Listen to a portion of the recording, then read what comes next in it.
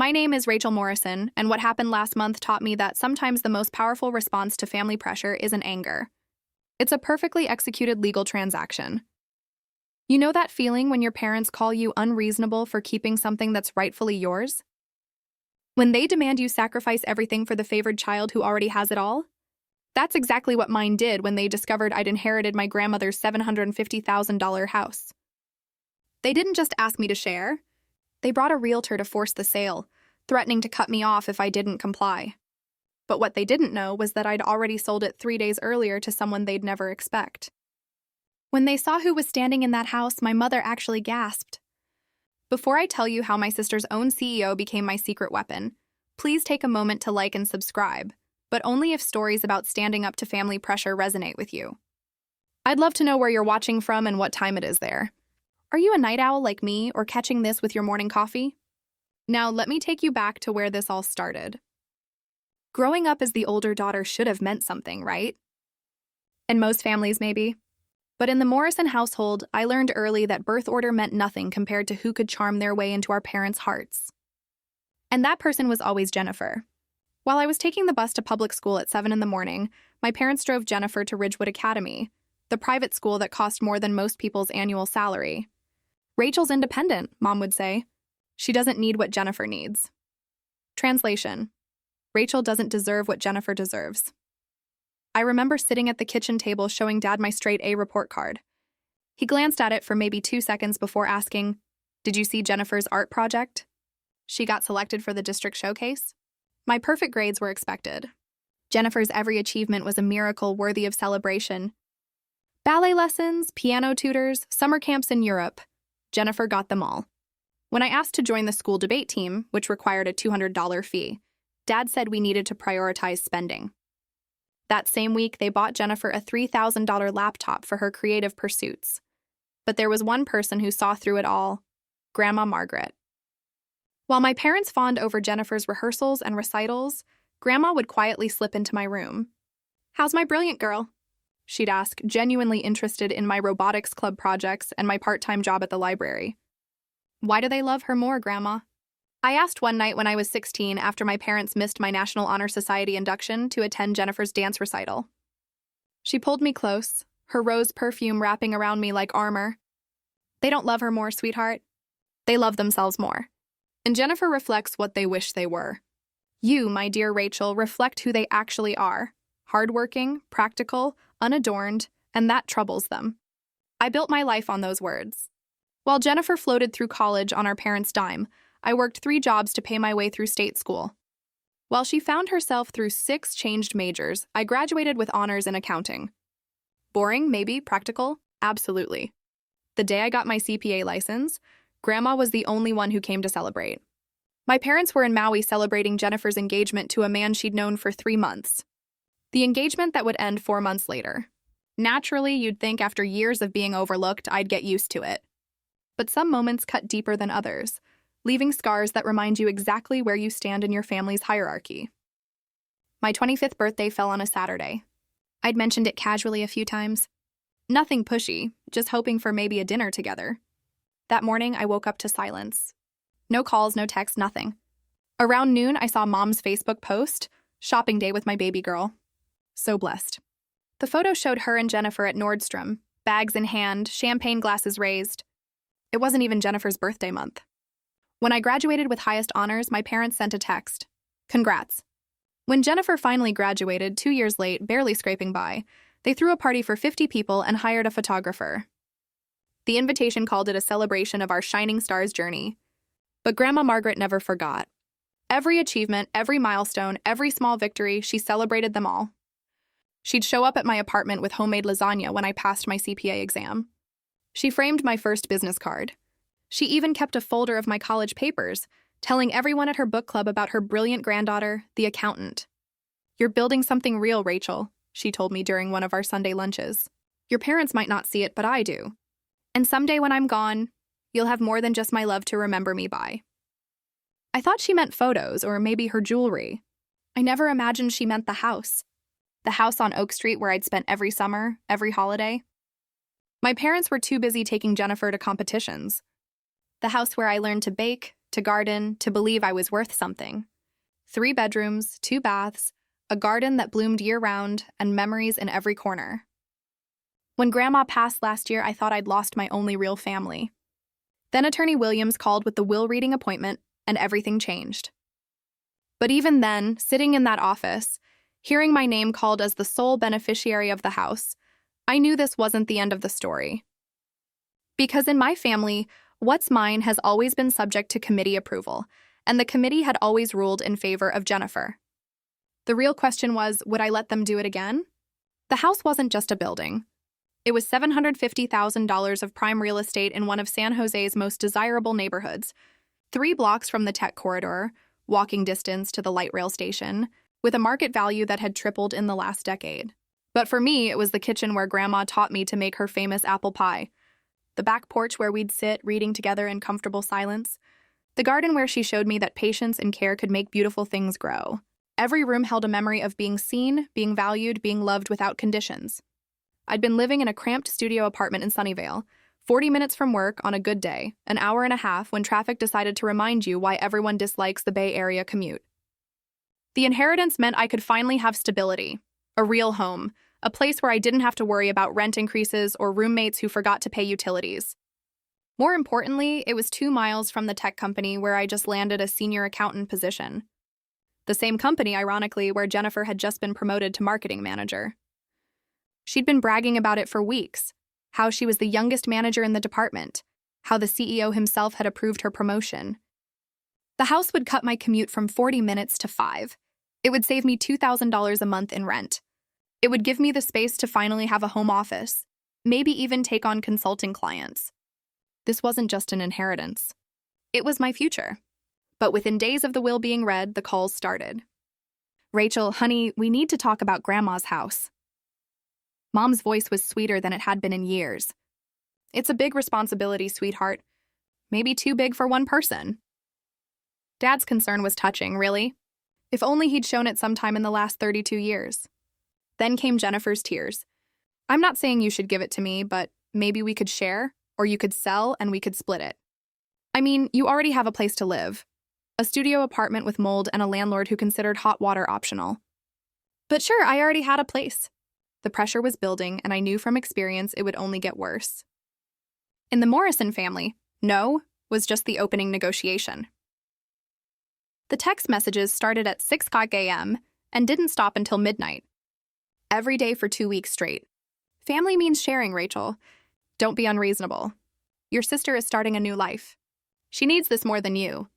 Grandma would be disappointed in your selfishness. That last one almost made me laugh.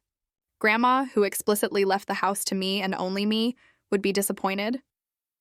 The woman who once told me, "Your parents would sell your shadow if Jennifer needed the money." Jennifer's tears had evolved into full-blown distress. She'd call sobbing about how she and her new boyfriend, yes, another one, were ready to build a life together, but couldn't afford a house in this market. How it wasn't fair that I got a free house while she had to struggle in her luxury apartment that our parents paid for. Then came the family intervention. Aunt Patricia, Uncle Daniel, cousins I hadn't heard from in years, all suddenly concerned about family unity and fairness. Their messages were carbon copies of each other, like Mom had sent them a script. "Think about what's best for everyone, not just yourself. Jennifer has always been sensitive. You're the strong one. Don't let property come between family." The Thursday before the meeting at Attorney Williams' office, Dad sent the ultimatum. "Either you agree to sell and split the proceeds, or you're no longer welcome in this family. Your choice." I stared at that text for an hour. No longer welcome in the family, as if I'd ever truly been welcome in the first place. That's when my phone buzzed with a different kind of message. "Unknown number. Rachel, this is David Nguyen. I heard through professional channels you might be selling a property on Oak Street. I'm very interested. Can we talk?" David Nguyen, my old study partner from college who'd gone on to build a tech empire. David Nguyen, who was now CEO of the very company where Jennifer had just been promoted. The universe, it seemed, had a sense of humor. I looked at Dad's ultimatum again, then at David's message for the first time in 2 weeks. I smiled. They wanted me to sell the house. Fine, but they never specified to whom. "Hi, David," I typed back. "Yes, let's talk, but it needs to be confidential for now." His response was immediate. "Understood. I can meet tonight." And Rachel, I remember how they treated you in college. This time you call the shots. If you've ever been the family scapegoat, the one expected to sacrifice everything while watching the favored child get handed the world, drop a comment below. I want to hear your story. How did you finally stand up for yourself? Or are you still fighting that battle? And if this resonates with you, please hit that like button and subscribe. Your support means everything, especially to those of us who grew up being told we didn't matter. Now let me tell you about the meeting that changed everything. The day my family thought they'd corner me but walked straight into my trap instead. Attorney Williams's conference room felt smaller with my entire family crammed inside. Mom and Dad sat across from me like prosecutors. Jennifer perched between them, tissues already in hand. Even Aunt Patricia had shown up for moral support. The mahogany table reflected their determined faces.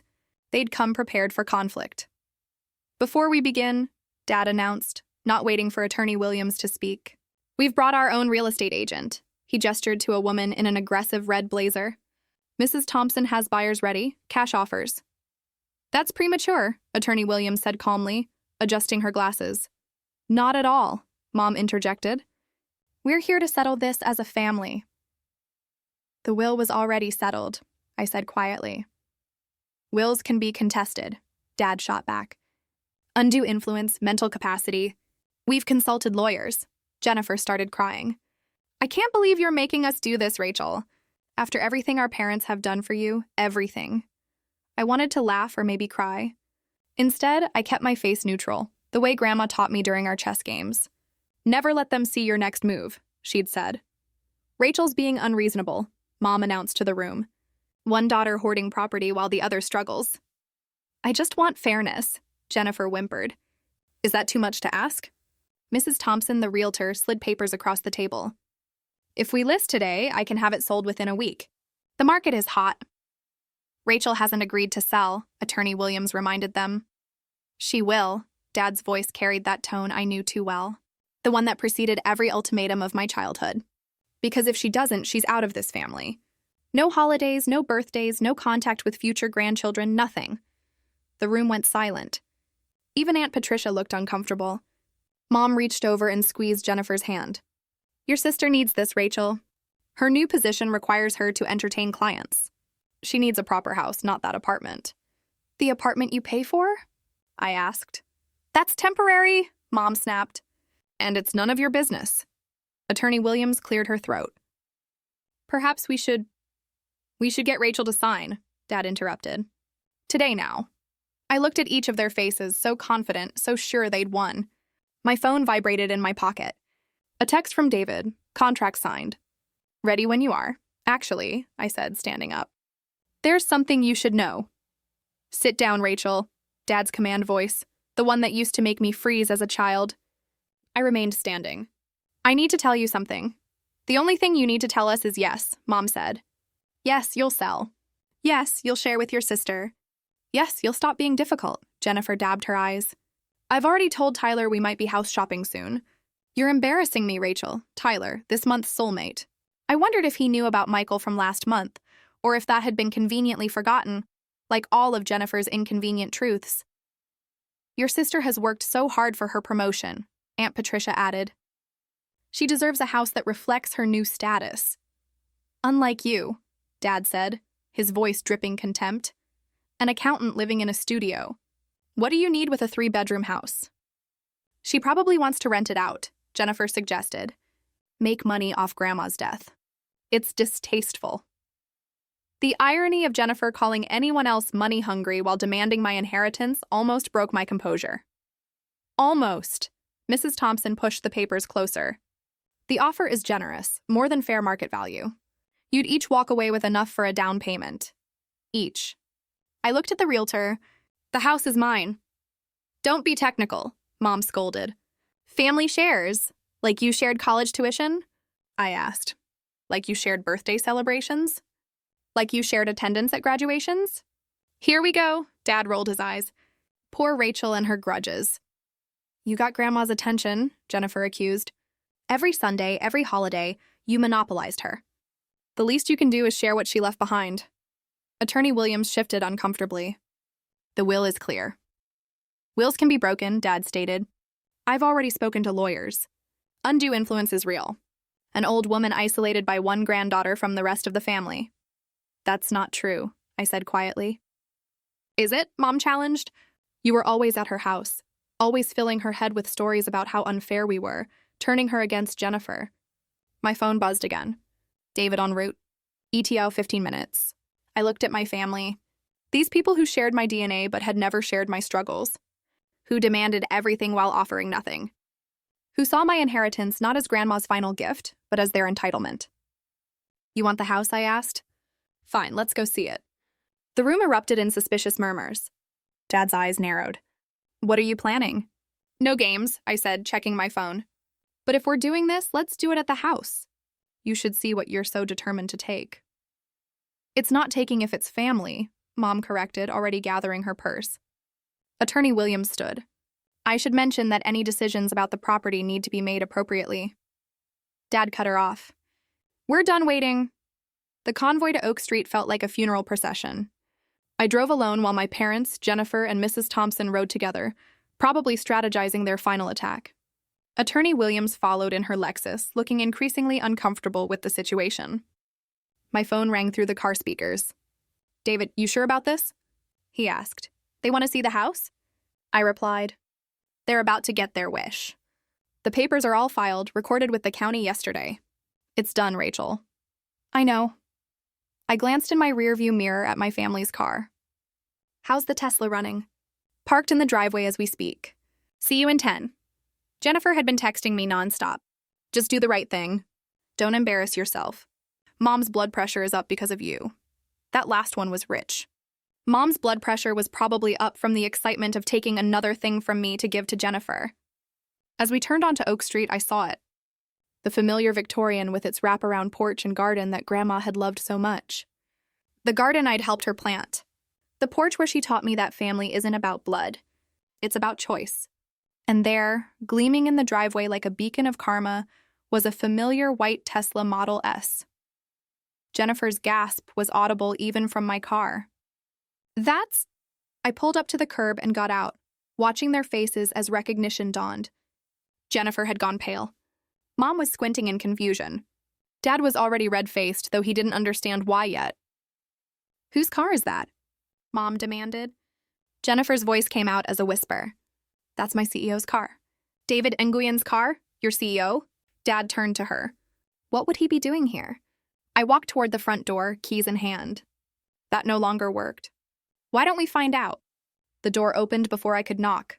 Actually, there's something you should know about the house, I said, pausing at the porch steps.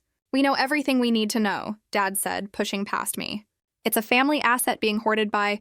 He stopped mid-sentence. David Nguyen stood in the doorway, looking every inch the CEO in his casual but expensive Saturday attire. The kind of effortless wealth that didn't need to announce itself, but was impossible to ignore. Mr. Nguyen, Jennifer's voice cracked. What are you? Why are you, Ms. Morrison? David nodded to her professionally, then turned to me with a warm smile. Rachel, perfect timing. Someone explain what's happening, Mom demanded, though her voice had lost its earlier confidence. Mrs. Thompson, the realtor, stepped forward with her hand extended. Mr. Nguyen, I'm Rebecca Thompson. I understand you're interested in... I'm not interested, David said smoothly. I'm the owner. The silence that followed was beautiful. Pure, shocked, disbelieving silence.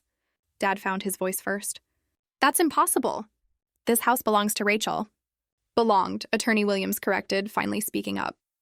Past tense. 3 days ago, I added quietly. The sale was finalized 3 days ago. Jennifer's face cycled through emotions like a slot machine. Confusion, disbelief, anger, fear. You sold it? You sold it to my boss? Technically to his investment company, David clarified. All perfectly legal. Attorney Williams can confirm. Williams nodded. I reviewed the documents myself. Clean sale, fair market value. Actually, above market value. You can't do this, Mom protested. We're your family. You had no right. Actually, she had every right, David said, his tone still professional but with an edge. It was her property, her decision. But we had buyers, Mrs. Thompson protested. Cash offers. Bit late for that, David observed. Dad's face had turned an alarming shade of red. This is fraud, manipulation. You took advantage of her. David laughed. Actually laughed. Mr. Morrison, I paid $800,000 for this property. $20,000 above asking. If anyone was taken advantage of, it was me. But I wanted this specific house in this specific location. Why? Jennifer whispered, and I could see her career flashing before her eyes. David smiled. We're opening a satellite office for the marketing team. Your team, actually. The way Jennifer swayed, I thought she might faint. A satellite office? Jennifer's voice was barely audible. The company's been looking to expand our presence in residential areas, David explained. Still standing in the doorway like he belonged there, which legally he did. Better work-life balance for our teams. This location is perfect. Dad stepped forward aggressively. You manipulated my daughter. This is illegal. We'll sue. Which daughter? David asked innocently. Because Rachel approached me with a clean offer. I paid above market value. Everything's documented. You knew each other before, Mom accused. This was planned. We were study partners in college, I said calmly. Is it illegal to sell property to someone you know? When it's done to spite your family? Yes, Dad shouted.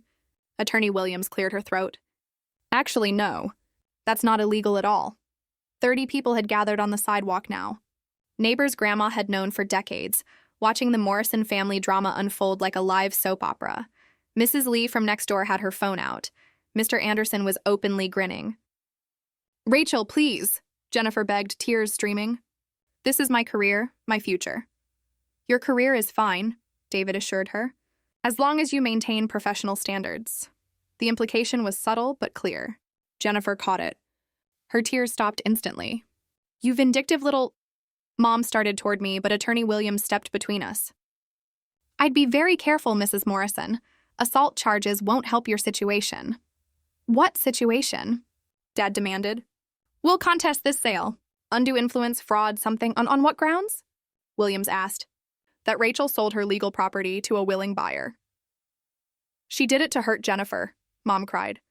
I did it to secure my future, I corrected. Just like you've always secured Jennifer's. Mrs. Thompson was backing toward her car. I should go. This is clearly a family matter. Not anymore, David said. This is a business matter now. You haven't heard the best part, I said, finding my voice stronger than it had ever been with them. I have a 10-year lease agreement, below market rent. I'll be living here while you, I looked at Jennifer, work here. Jennifer made a sound like a wounded animal. You'll be here every day. Every single day, I confirmed. Your big promotion, your fancy new office, it'll be in Grandma's house with me as your landlord's tenant. This can't be happening, Jennifer whispered, gripping Mom's arm. He can't make me work here. That's harassment or something. David's expression remained professionally neutral. The marketing team needs collaborative space. This house has been designated for that purpose. You're welcome to request a transfer to another team. Of course, the implied demotion hung in the air like smoke. You planned this together. Dad pointed between David and me. This is conspiracy. It's business, David corrected. Rachel needed a buyer. I needed a property. We both got what we wanted. What about what we want? Mom protested. What about Jennifer's needs? What about them? I asked, genuinely curious. For 32 years, everything has been about Jennifer's needs. Her education, her hobbies, her dreams, her failures that you paid to fix. When was it ever about what I needed? You never needed anything, Dad shot back. You were always independent, strong. You didn't need us because you never offered. The words exploded from me. I wasn't independent by choice. I was independent by necessity because every resource, every moment of attention, every penny went to her. The neighbors were recording everything. Now Mrs. Lee had been joined by her daughter. The Andersons' teenage son was live streaming. We should discuss this privately, Attorney Williams suggested. No, I said. They wanted to humiliate me publicly. They brought a realtor to force a public sale. Let's keep it public. My phone buzzed. David glanced at his. The movers are here, he announced. A truck pulled up. 2 men began unloading office furniture, desks, chairs, a conference table. No, Jennifer breathed. No. The team meeting is Monday, David informed her. 9 a.m. sharp, don't be late. I won't work here, Jennifer stamped her foot like the child she'd never stopped being. I refuse. That's your choice, David said mildly. HR can discuss your exit package if you prefer. Mom turned to me, her face twisted with rage. You've ruined your sister's life. Are you happy now? I haven't ruined anything, I replied. I sold my house? She still has her job. You still have your favored child. Nothing's changed except I'm no longer available to be your doormat. Dad stepped close, his voice low and menacing. You're done. You're out of this family. I met his eyes. Promise? Can you believe they actually thought they could force me to sell? What would you have done in my position? Drop a comment below. I genuinely want to know if you think I went too far or not far enough. If you're watching from California, give me a heart emoji. New York, drop an apple. And wherever you are, if you've ever had to stand up to family bullying, you're not alone. The story is not over yet. What happened next changed everything. Not just for Jennifer, but for every relationship in our family. Let me show you what real consequences look like. The drive to Grandma's house, my former house, David's house, whatever we were calling it now, felt like a victory parade in reverse. My family followed in their car. Mom was probably ranting. Dad was likely planning legal strategies. Jennifer was definitely catastrophizing about her career. I parked and walked to the front door, using my key one last time before remembering it no longer worked. The symbolism wasn't lost on me. More neighbors had gathered. Word traveled fast in this neighborhood where nothing exciting ever happened. Mrs. Wu from 3 houses down called out, "Margaret would be so proud of you, Rachel." That stopped my mother cold. Proud of this betrayal? Of her granddaughter finally standing up for herself? Mrs. Wu shot back. We all knew how you treated her. Margaret told us everything. The revelation that Grandma's neighbors knew our family secrets made Mom's face cycle through several shades of red. David had moved onto the porch, surveying his new property with satisfaction. The movers continued unloading furniture. A desk went past that probably cost more than my monthly rent. That's when I noticed the Tesla wasn't alone anymore. 3 more cars had arrived. All expensive, all belonging to people I recognized from LinkedIn photos. David's leadership team. What is this? Jennifer demanded, recognizing her department head getting out of a BMW. Site inspection, David explained. We're planning the layout. Your workspace will be in the front room, Jennifer, the one with the bay window. Grandma's reading room where she'd spent countless hours with her books and her tea, watching the street, waving at neighbors. Now it would be Jennifer's office where she'd have to see me coming and going every single day. That's when Jennifer started, then stopped. What could she say? That it was inappropriate, unfair, and rich coming from her? Her department head, Lisa Chang, walked over. Jennifer, I didn't expect to see you here. Getting a preview of the new space? Jennifer's mouth opened and closed like a fish. Yes, just looking. Rachel, Lisa noticed me, extending her hand. David mentioned you're our residential tenant. How wonderful that you'll be staying in your grandmother's house. You know each other? Mom asked suspiciously. We met at the company holiday party, Lisa explained. Rachel did some consulting work for our finance department last year. Brilliant work on the tax restructuring, another secret revealed. I'd been consulting for David's company for months, building relationships, proving my worth in ways that had nothing to do with family connections. You've been planning this, Dad said, the full realization hitting him. This whole thing, you've been planning to humiliate us. No, I said simply. I've been planning to survive you. David stepped forward and the entire street seemed to hold its breath. Even the movers paused, sensing the tension.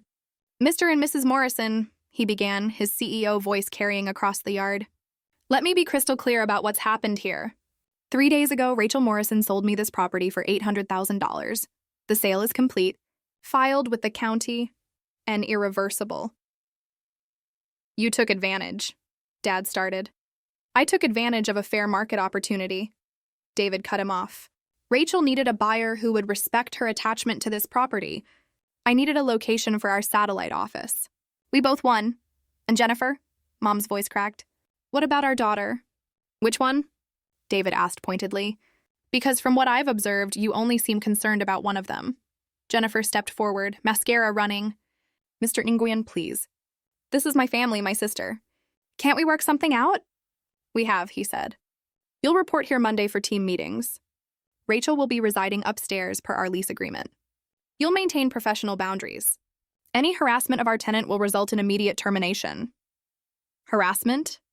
Jennifer gasped. She's my sister, who you tried to force out of her inheritance. Lisa Chang added, clearly having been briefed. That ends now. The neighbors were eating this up. Mr. Anderson actually had popcorn. Where did he even get popcorn? This is extortion, Dad sputtered. Attorney Williams, who'd been silent, finally spoke. Actually, it's consequences. Something your family seems unfamiliar with. Janet, Mom gasped. You're supposed to be neutral. I am neutral, Williams replied. I'm also honest. Your mother, Mrs. Morrison, specifically excluded you from any decision-making about this property. She told me, and I quote, Linda and Daniel will try to take this from Rachel. Don't let them. The silence was deafening. Grandma said that? I asked, my voice small. Williams nodded. She knew exactly what she was doing. She also knew Rachel would need protection from family pressure. That's why she insisted on the specific language in the will. No sharing clauses, no family override provisions, just Rachel. She turned our mother against us, Mom accused. No, Mrs. Lee called out. Margaret saw who you really were. We all did. The way you'd parade Jennifer around while Rachel walked behind. The birthday parties you threw for one daughter while forgetting the other existed. That's private family business, Dad roared. Not when you're trespassing on my new lawn, David observed. Which, by the way, you're trespassing on? Unless Rachel invites you in, you need to leave. Everyone turned to look at me. My family, the neighbors, David, his team, waiting for my decision.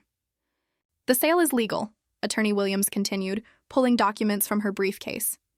Here's the deed transfer filed with Santa Clara County 3 days ago. The title search is clean, the purchase agreement signed and notarized. Every single document is in order. She spread them on the hood of her Lexus like evidence in a court case. Rachel had full legal right to sell, Williams continued. No liens, no encumbrances, no other claims. Your threats of contesting the will? Empty. The statute of limitations for undue influence claims requires proof of manipulation at the time of signing.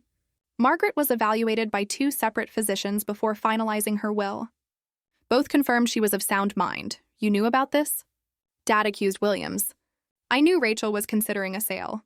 It's not my job to inform you of her legal decisions. But family, Mom started, has no legal standing here, Williams finished. Rachel owes nothing to you regarding this property.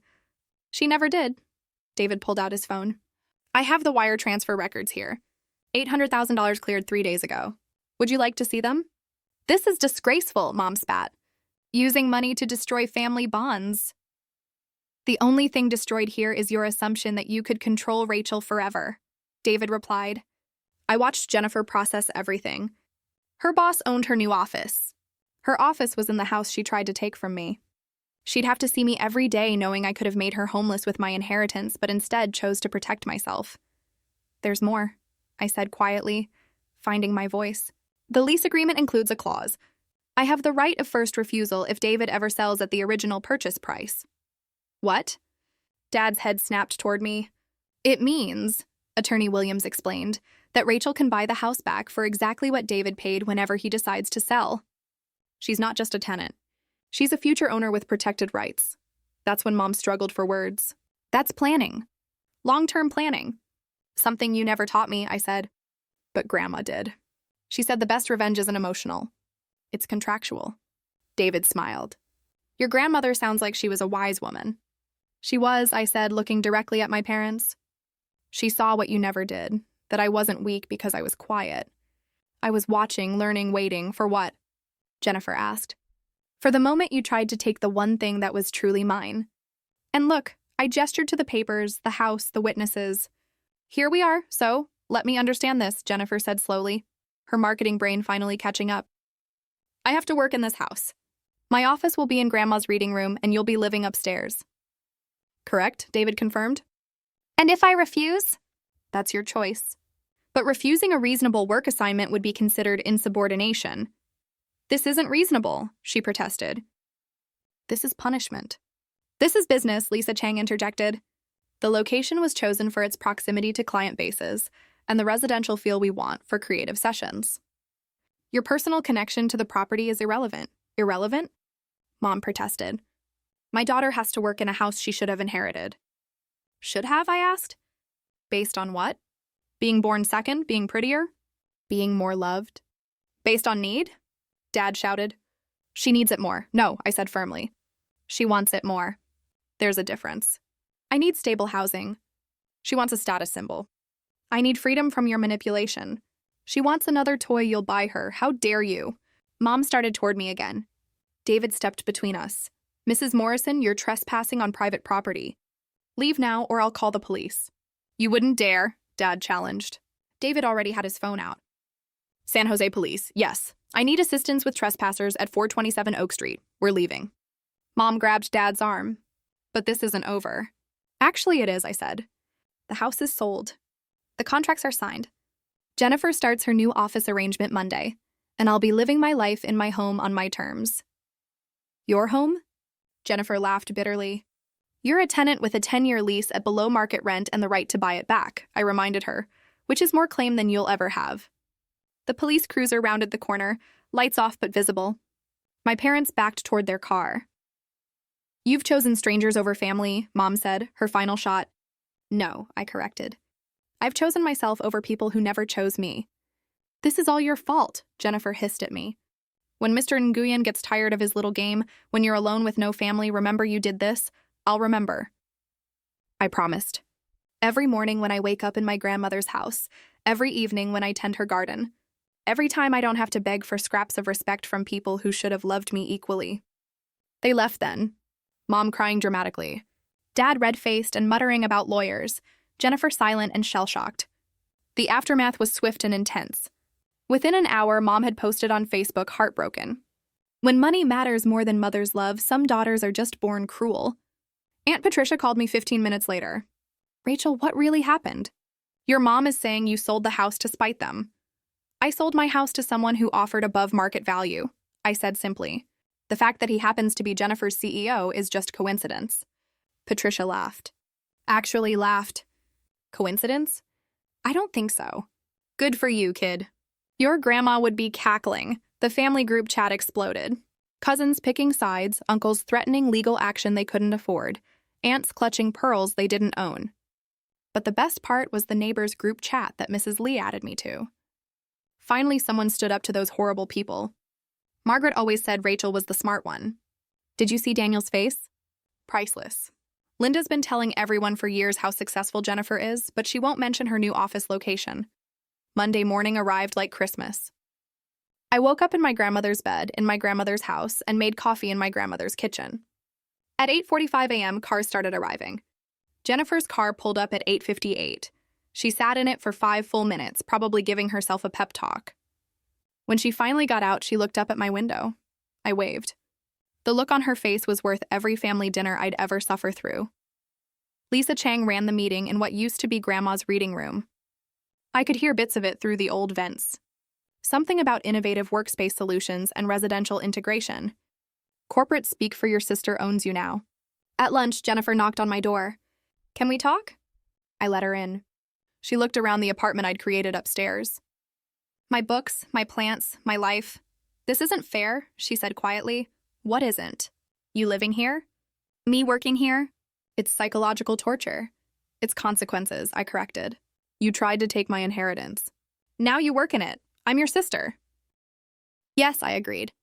And that should have meant something to you before you tried to rob me. She left without another word. That evening, David called. How was day 1? Educational, I said. For everyone. No regrets. I looked around Grandma's kitchen at her china still in the cabinets, her apron still on its hook. Not a single one. 3 months later, the new normal had settled in like sediment in still water. Jennifer arrived every morning at exactly 9 a.m., never earlier, never later. She'd park in the designated employee section David had marked out, gather her things with robotic precision, and walk past my door without ever looking up. The house had transformed. Downstairs was all business. Sleek computers, whiteboards, the constant hum of productivity. Upstairs remained Grandma's sanctuary, my sanctuary, untouched by corporate ambition. Your parents called again, David told me during one of our monthly check-ins. They're offering to buy the house from me, double what I paid. And I told them the property isn't for sale. Your father used some colorful language. Sounds about right. The real change was in Jennifer. Without our parents' constant reinforcement, without their money cushioning every fall, she was struggling. Her work was mediocre. Her ideas uninspired.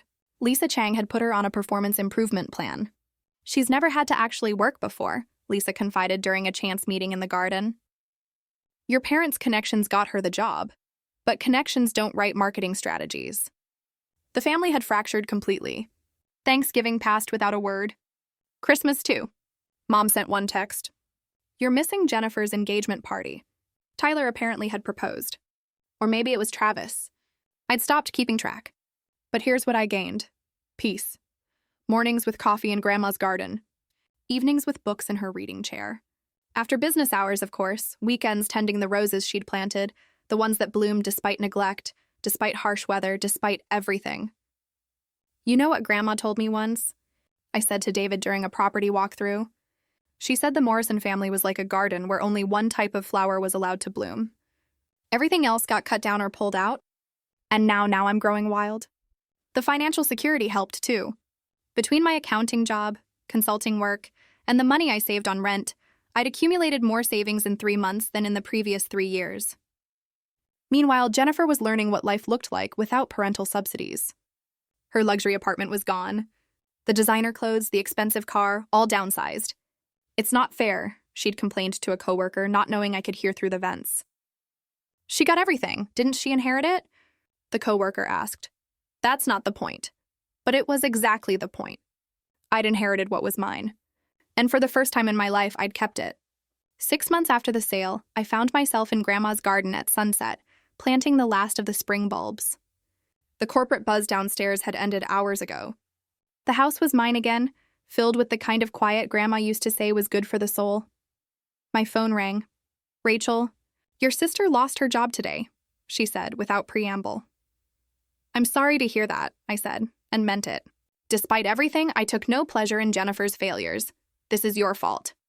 The stress of working in that house, seeing you every day, it destroyed her performance. Her performance was her responsibility. Family helps family, Rachel. Family respects family. Mom, you taught me that, just not the way you intended. She hung up.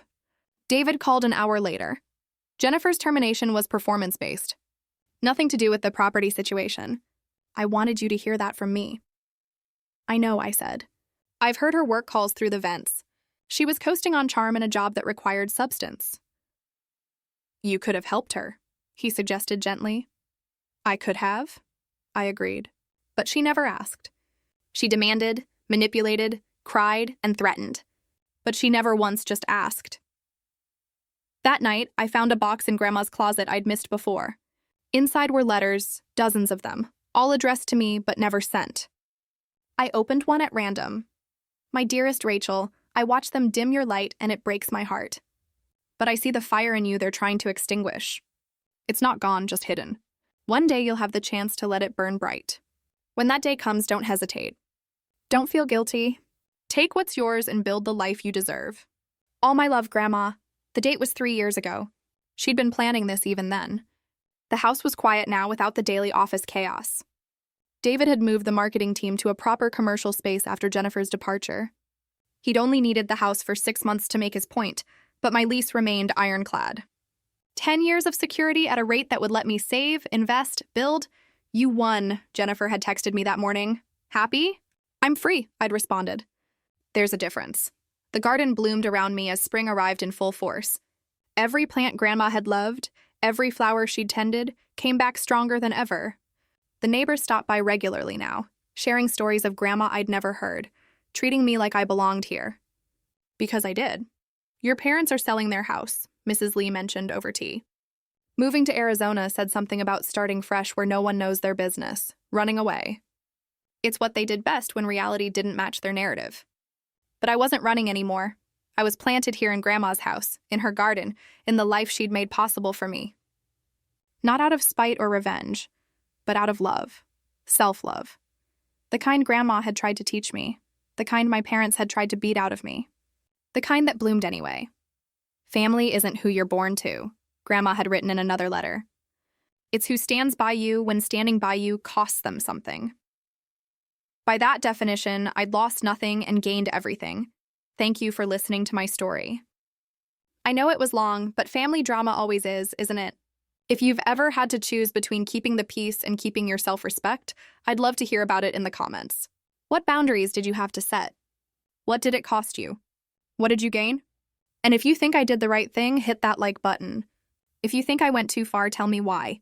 I genuinely want to understand different perspectives.